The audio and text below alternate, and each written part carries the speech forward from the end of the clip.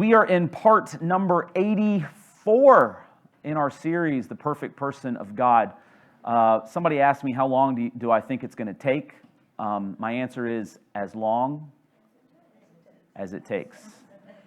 As long as it takes. It goes a lot faster when I'm video recording them. I can clip through a lot more because you all have such wonderful questions that cause me to scratch my head and rethink my career choices because I don't know the answers. But no, I love it. I love it. Today we're continuing in Matthew 23, but I want to set this up because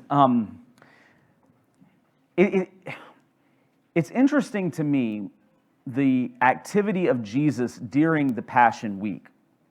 Today starts what we call Holy Week, and that's Palm Sunday. So what does Jesus do in Matthew's Gospel? What happens on Palm Sunday? What happens? Outside of the traditional Palm Sunday, he goes and gets a colt and he rides in. You guys have heard that story. If you're in 8:15, you're going to hear that story if you're in 10:30. But after that, what does he do on that Sunday? He goes into the temple and he tears it up in Matthew's Gospel, right? He doesn't weep in Matthew's Gospel till later. Doesn't weep until later. And so again, chronology is a little bit different, but he goes into the temple and he tears it up. Mark's Gospel, he goes into the temple and he yawns and then he leaves, and then he comes back in and tears it up. But in Matthew's Gospel, he goes into the temple and he tears it up. And then what does he do? He teaches and he preaches, and then what happens? He goes back out to Bethany, and along the way, what does he do? Do you remember this? You should remember it because it offended most of you. Remember the tree? What does he do to the fig tree? He curses the fig tree. He says, you're not going to bear any more fruit. And then he goes and has this battle with, he has this verbal kind of series of altercations with the religious leaders and the teachers of the law. And as if you'll remember, the parable of the fig tree, or the cursing of the fig tree, is an enacted parable, as I describe it, where he is identifying the fig tree with the religious leaders. And what does that mean? What did the fig tree look like, if you'll remember this? It looked what? It looked healthy. And it looked like it was about to do what? Bear fruit. And yet when Jesus walks up to it, nothing. So, and it's not that Jesus is like so jonesing for a fig at that moment that he was like, this is unreasonable. I curse you, fig tree. That's not what he's doing. He's looking at that and he's making a metaphorical kind of connection between what he sees in the fig tree and what he sees in the religious leaders. And how do we know that? Is because from that point on, and even before that, he has this back and forth kind of tussle with the religious leaders. First in the form of parables, a series of 3 parables, and then in direct, where they come after him with a series of questions. You know, should we pay taxes to Caesar? What is the greatest commandment? What about the resurrection and marriage? All these different questions. And do you get the sense, now, maybe, and you tell me if I'm wrong, maybe I'm reading into it, but it seems to me that Jesus' frustration, he's always had a frustration with the religious leaders. Would you agree with that or not? For the most part, he always seems to have a level of frustration. How would you describe that level from the time of the triumphal entry to where we left off Matthew 23 last week? How would you describe that level?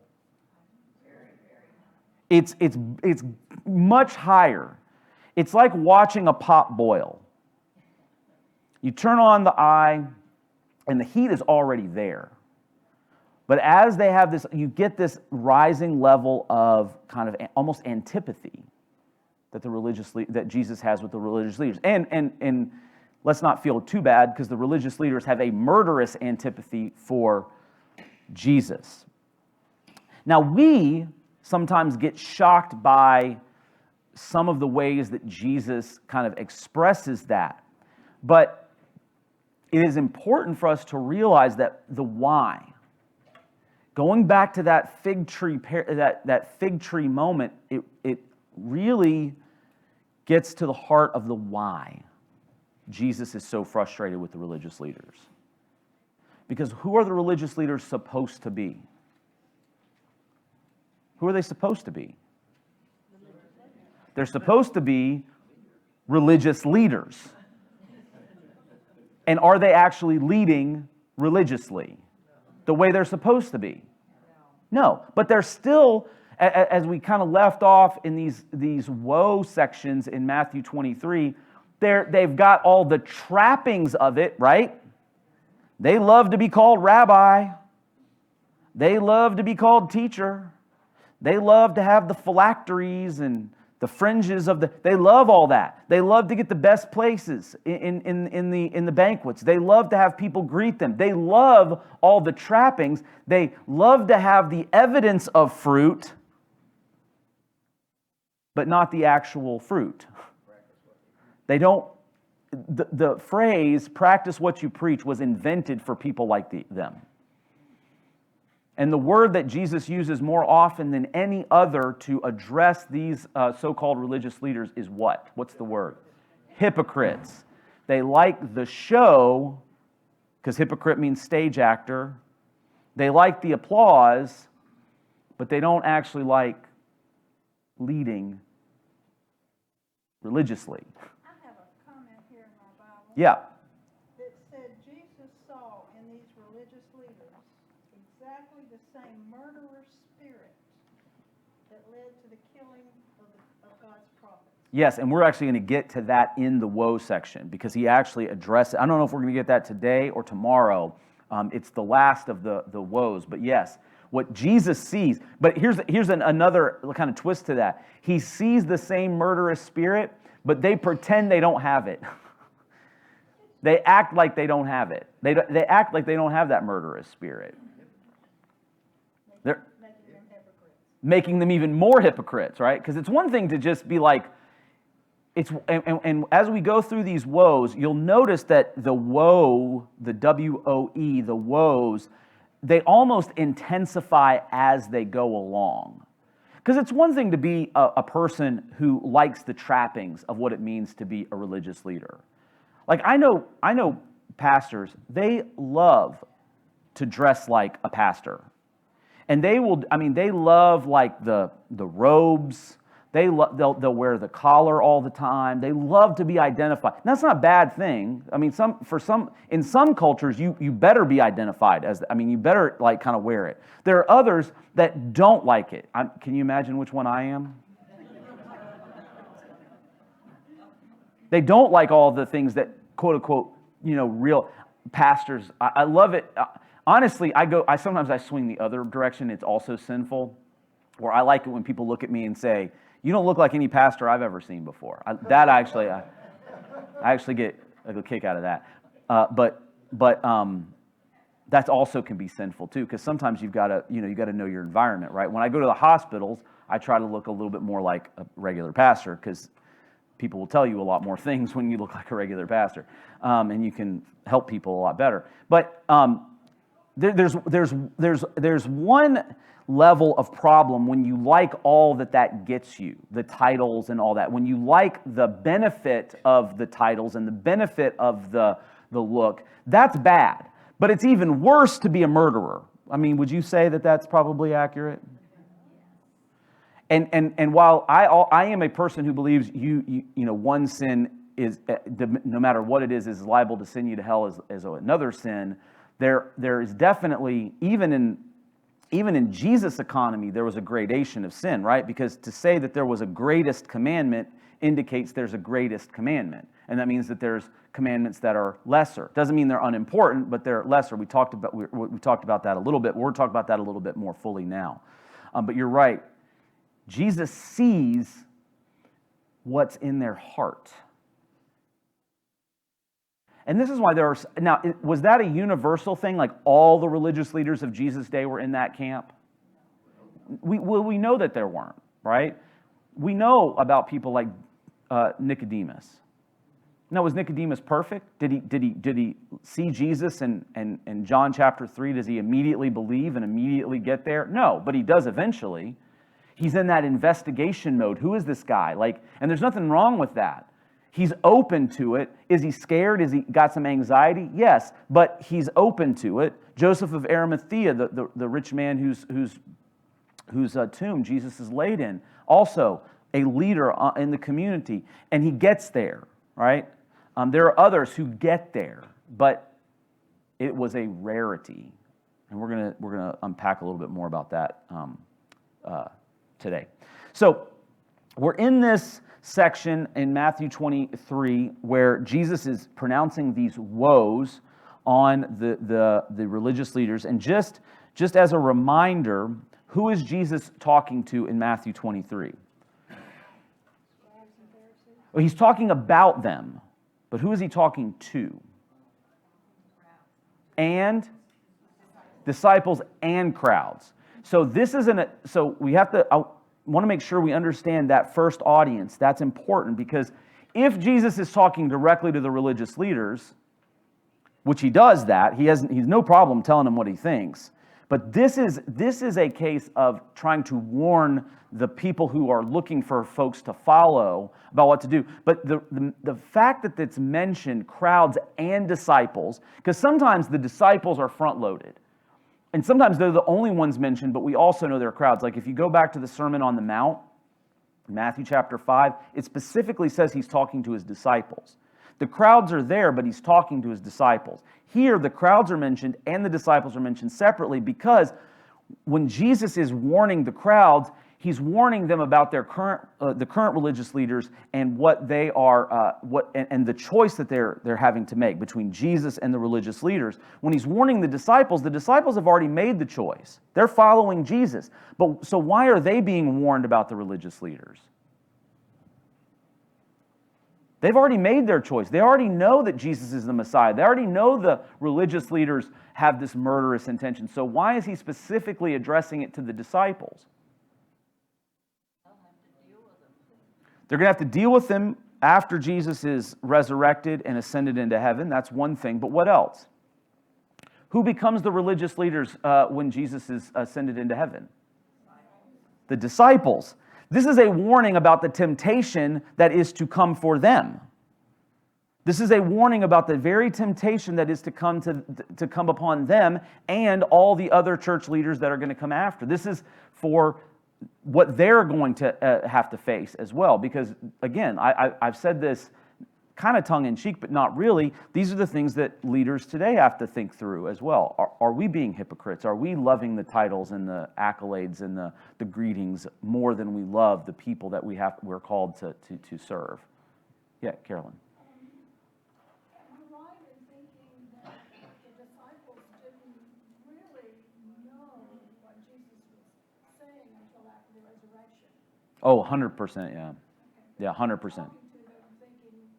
They would remember and they would get it later.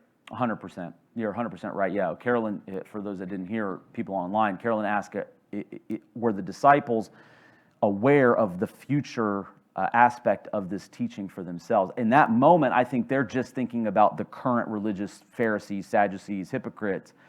I think it is later on that they realize, because we'll get to this, but when Jesus is resurrected and he spends that 50 days with the disciples and with others that follow him between the resurrection and the ascension, it talks about over and over again how he teaches, he's continuing to teach them. And what is he teaching them? He's not teaching, people say, well, where are all those teachings? Because they're not mentioned.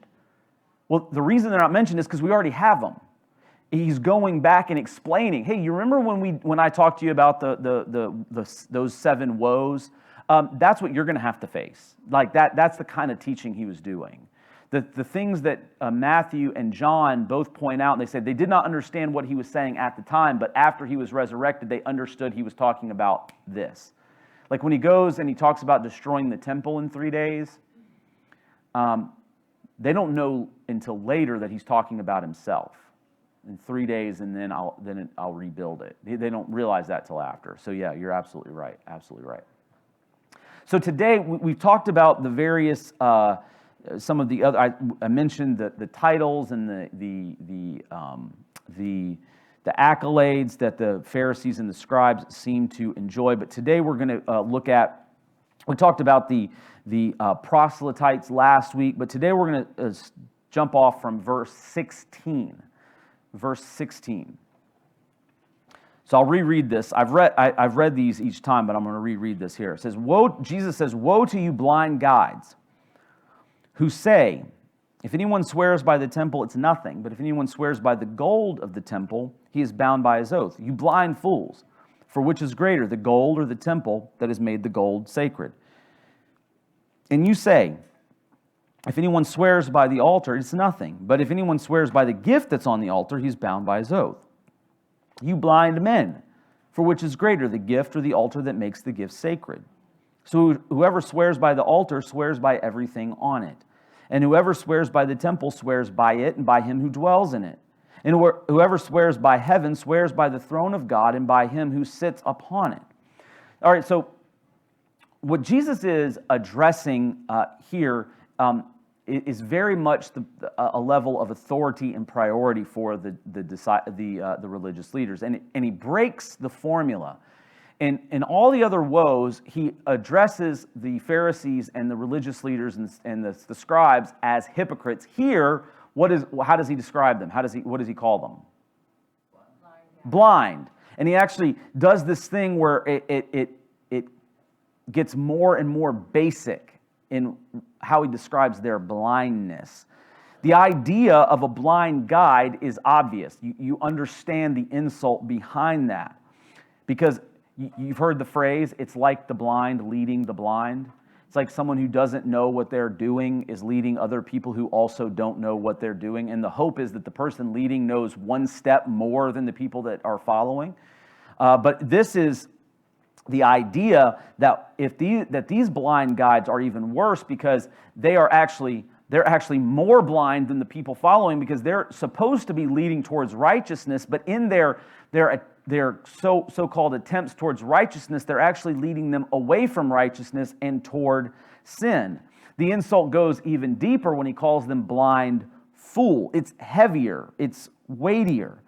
The word fool in the Greek carries with it a moral significance.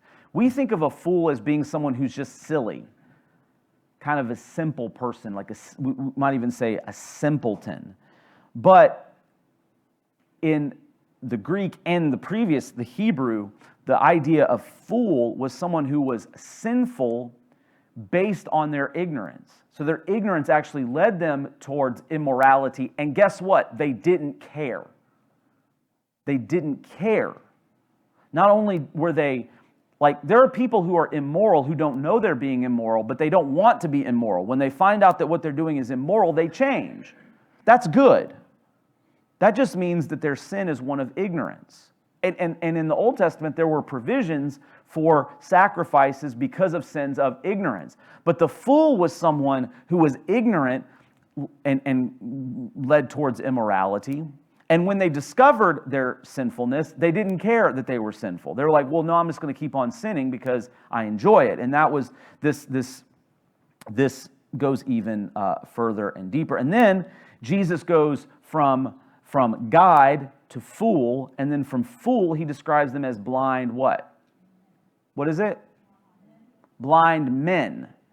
So he's gone down to the basest level of humanity, their humanity. Blind, it's not only are they, it's that this prevailing idea is that even at their basest level, they can't know their left hand from the right hand. And what's ironic about this? What does Jesus come to do for those who are walking in darkness? He brings the light. And he does that in a very literal way many times. I don't know how many times it says that Jesus gives sight to the blind. How many times does he heal those who are blind? And yet these religious leaders, they have the ability to be healed. The man who can heal them and lead them in the way that they should go is right in front of them, and yet they consistently turn their backs on Jesus. And not only that, because of their murderous intent, they're going to take it all the way to the cross. As Jesus has said, quoting Isaiah, yet because they are ever seeing, but yet never perceiving, they do not recognize their need for Jesus. They don't recognize their need for moral, spiritual, and basic healing. So what are they leading toward? What are they leading against and away from? Here specifically, Jesus talks about this concept of oaths. Oaths. Now, if you've been with us throughout this entire series, you know he's already discussed oaths. Again, in the Sermon on the Mount, in chapter 5, beginning with verse 33, he talks about swearing by this or that. We're not going to cover all of that in detail. If you want to go back, you can go back to that particular lesson online on the YouTube page or on our website. But just by way of review, the Jews of the first century and earlier did not swear by the name of the Lord. Why did they not do that? Why do you think? Fear for what? What are they afraid of? What was the name of the Lord to them? Yeah, Yahweh. Sacred or not sacred? In fact, there's an entire commandment about do not take the Lord's name in vain. So they would not swear by the name of the Lord, because if you swore by the name of the Lord, you were not putting only yourself under obligation, you were also putting who under obligation? You were putting Yahweh under obligation. And let me just tell you, that's not a good thing to do, guys. You don't want to put God under obligation, because he can't be put under your obligation or my obligation. It creates this unbalanced power dynamic and scenario which cannot exist anyway, because he's God and you and I, thankfully, are not. Okay? So the Jewish people would not swear by the name of God, by the name of the Lord. And just so you're clear, people in our culture do this all the time. We swear by the name of the Lord quite often. People do this, right? Now, nobody in this room, because you're too holy, but you've heard people say, especially in movies and whatnot, of a certain age, by God, I will do this. You've heard people say that, right? Am I making that up? No. That is you understand, that's an oath. That's an oath by God. Like you're saying and you're claiming that you can speak on behalf of God. We would consider that a no-no, right? The Jews did too. But the Jews still felt like it was important to have verbal oaths, because it was a lot more difficult to write a contract. We do oaths all the time. They're called contracts, written contracts, and they're fine. They're perfect. You got to do business. You got to have a contract. Much more difficult in the first century to find a computer with a printer to type up a contract, or a typewriter for that matter to type up a contract, or pen and paper to write up a contract. It was difficult to do that, so they relied on verbal oaths to secure their word. And if you'll remember back in the Sermon on the Mount, Jesus said, just let your yes be your yes and your no be your no, and talked about that. But Jesus, again, there was not condemning the idea of oaths altogether, just what was behind it. And so to have solid oaths in that day, people began to swear by various things related to the Lord. They swore by the temple, they swore by the altar, they swore by the gift on the altar, the gift on the temple.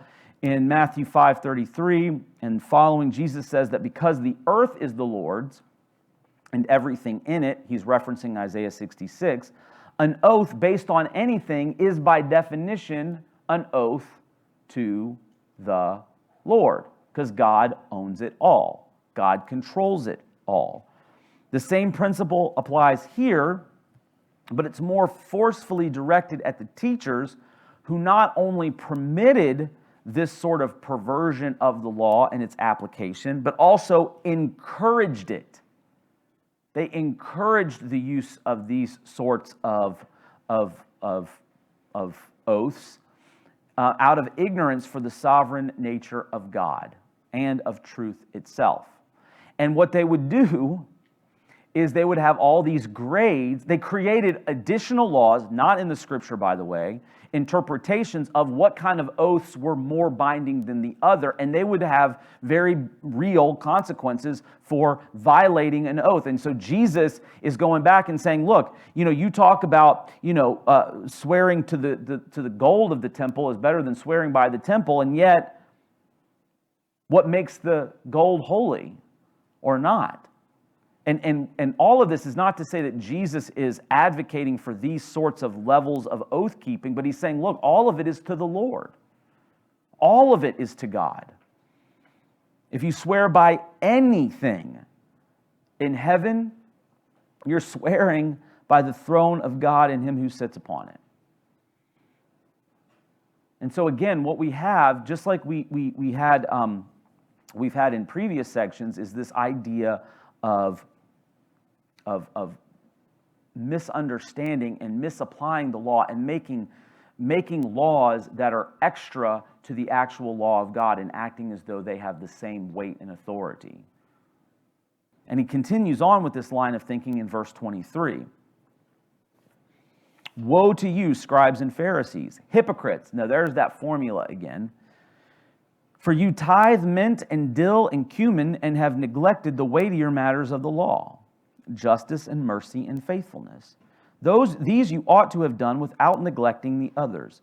You blind guides, straining out a gnat and swallowing a camel.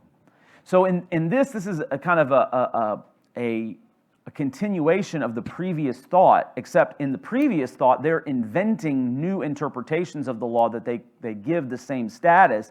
And here, they're debating the minutia of the law and how to actually live into it and spending so much time on it that they neglect the weightier things. The Pharisees and the scribes here are described as attending to the smallest detail. Tithes. Tithes were important in the Old Testament. And they were required of everything that was brought in as income, even crops, even livestock, and those things financially, yes. Were the scribes lawyers? So the scribes had different classes. There were those that were scribes that were actually like writing out the laws and creating copies, and then those that were writing out the interpretations, and then those that were creating the interpretations. So you had multiple levels of scribes. But in this case, he's making a blanket statement about all of them. Because the people who would be copyists claimed, you would think, if you're sitting there with the book of Isaiah open and your job is to just do this all day and just read it, and then you go to the next and then you read it, you think you would know that section pretty well, right? But that, and they claim to know it, and they claim to also be able to interpret it. So yes, they would sometimes be called lawyers. And then there were those who were not scribes, who were just lawyers, who were just about interpreting it. If you go over to Luke, he explicitly calls them lawyers. He calls out lawyers. Luke does explicitly, yes. Yeah. Here Matthew is kind of creating a kind of catch-all phrases here. Catch-all phrases. But the tithes in the Old Testament could get pretty detailed. In Leviticus chapter 27, verse 30, and I'll write it down so you guys can check me out, make sure I'm 27:30 and following.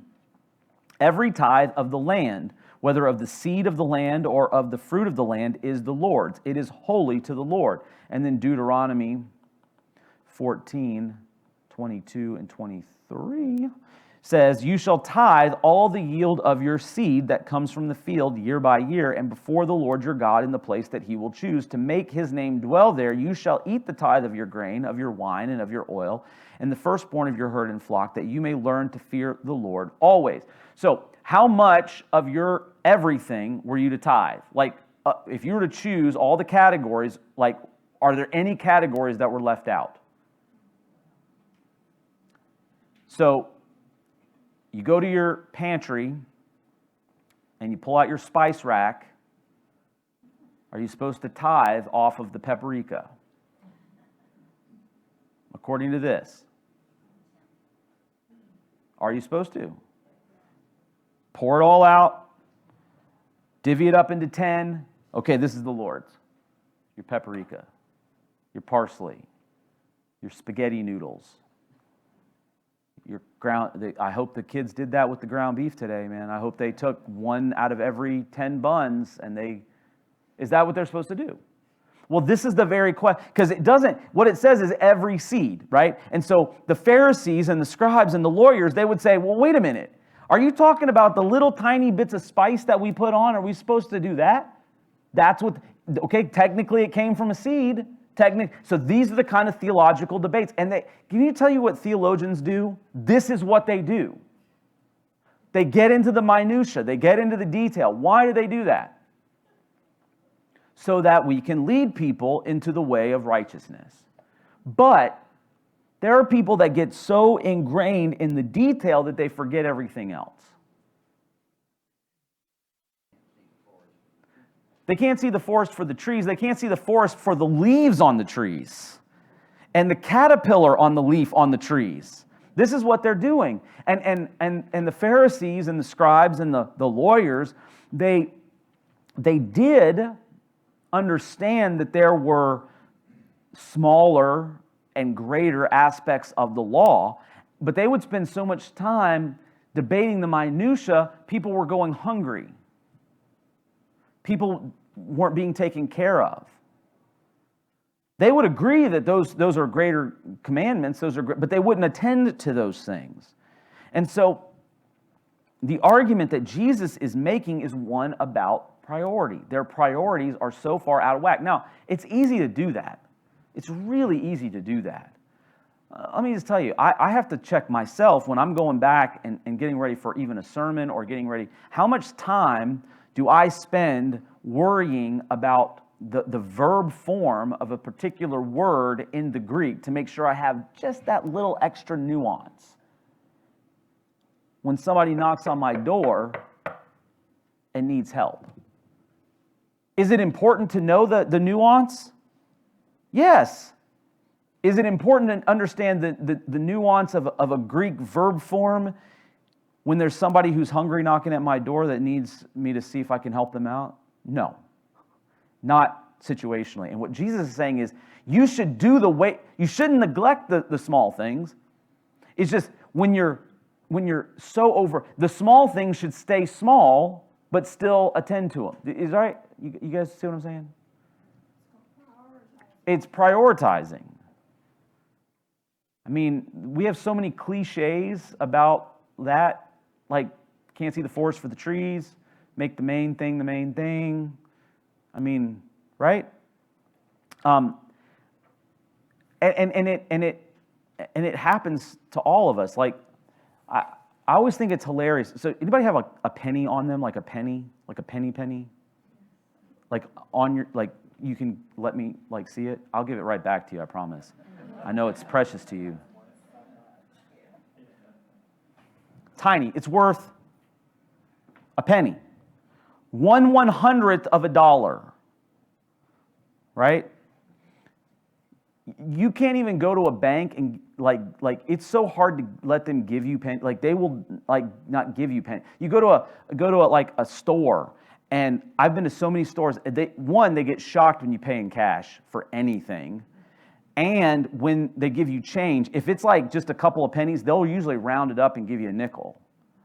But here's the thing. You take this penny and you get it really close. I can't see any of you. Well, I can't see any of you because I took my glasses off. But it becomes all-encompassing.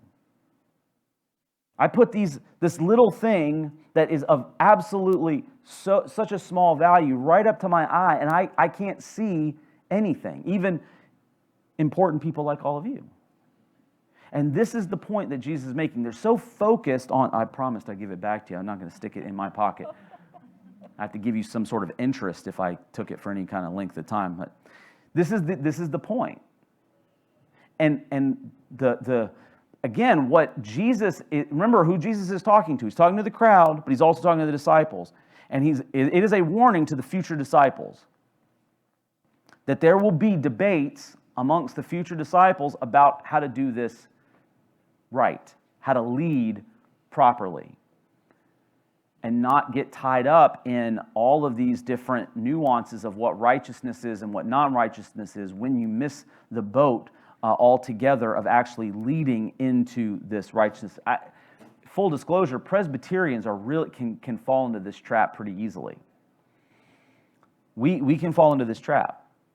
We get so sometimes concerned about doing things decently and in order, which is a biblical principle, and not binding the conscience of others, that sometimes we fail to stand firm on truth. Or we fail to elevate the necessity of speed in making decisions because we want to do things according to our committee structure. And we sacrifice some of those needs for the needs of proper governance. Now, that's Presbyterians, not FPC. I think, and I'm not being cheeky. I actually do think FPC does a good job of striking a balance of, yes, decently and in order, so we don't make foolish mistakes, and we get the as much opinions as we can in making big decisions, while also understanding the necessity of speed in others. Are we perfect at that? No. But I think we're better than most. And Jesus kind of elevates this idea of that balance of priority by talking about this straining at a gnat and swallowing a camel. This actually has legalistic value to the Old Testament church, the Old Testament people, because gnats are unclean food. Did you know that? I think you could probably guess that gnats are unclean. You don't want to eat a gnat, okay? One, because it's gross, and two, because it would make you ceremonially unclean. And so the Jewish people would really, but gnats get into your drink, don't they? Don't think about it too hard. You will never drink anything again. Yeah, they'll get in your ears. Everything. So they're getting in your drink. So the Jewish people would really strain to make sure they didn't have any, because they want to be ceremonial. They would do everything in there. And the darker the drink, like wine, the easier it is to miss a gnat. Right? Easier to see a gnat when you're drinking water. There's not really a preponderance of good drinking water, so that's why they did drink wine.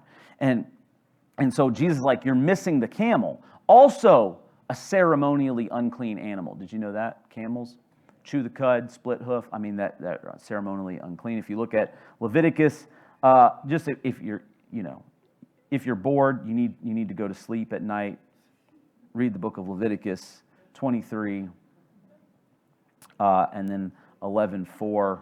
Oh, and then also 41. It talks about gnats and it talks about camels.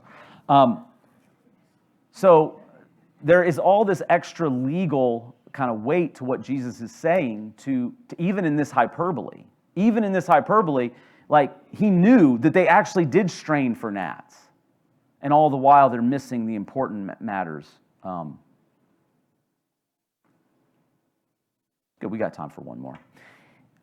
He then takes this idea of legal priority and then ties it back to his earlier discussion on appearance. So let's read 25 and 26. He says, "Woe to you, scribes and Pharisees, hypocrites." Again, there's that formula.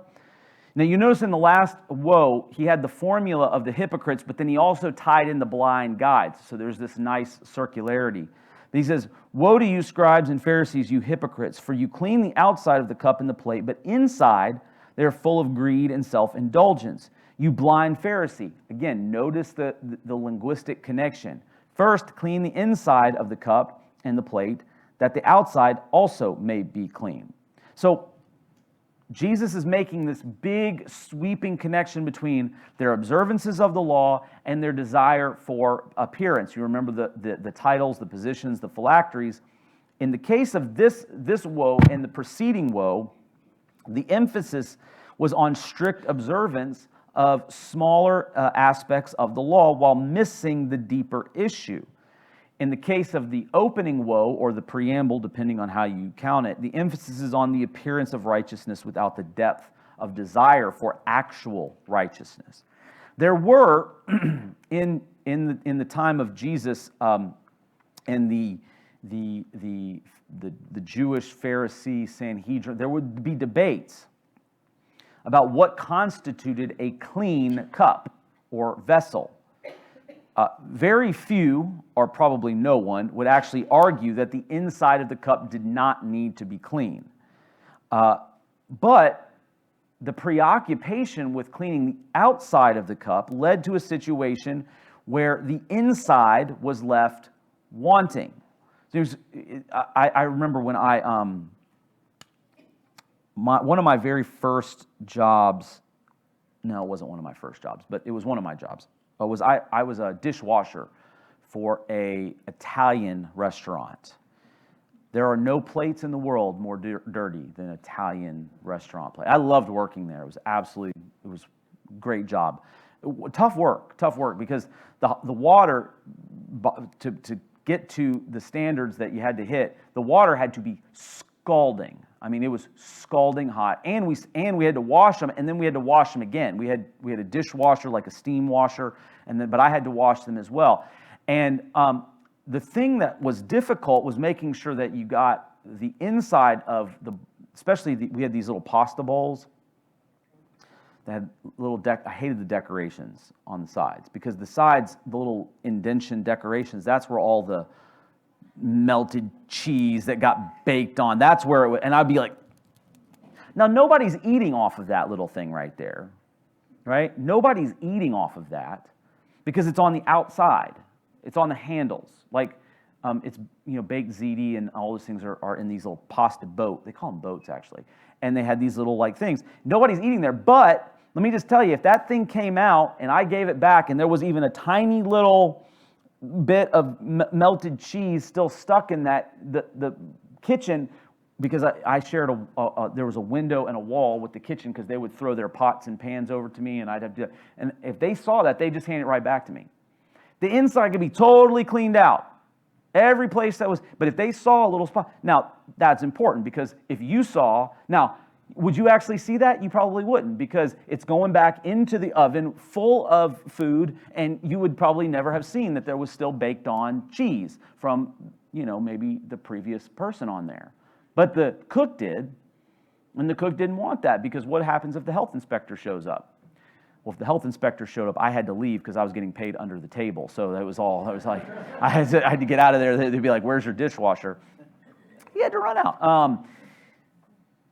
Don't tell the IRS I was getting paid under the table. But $5 an hour under the table.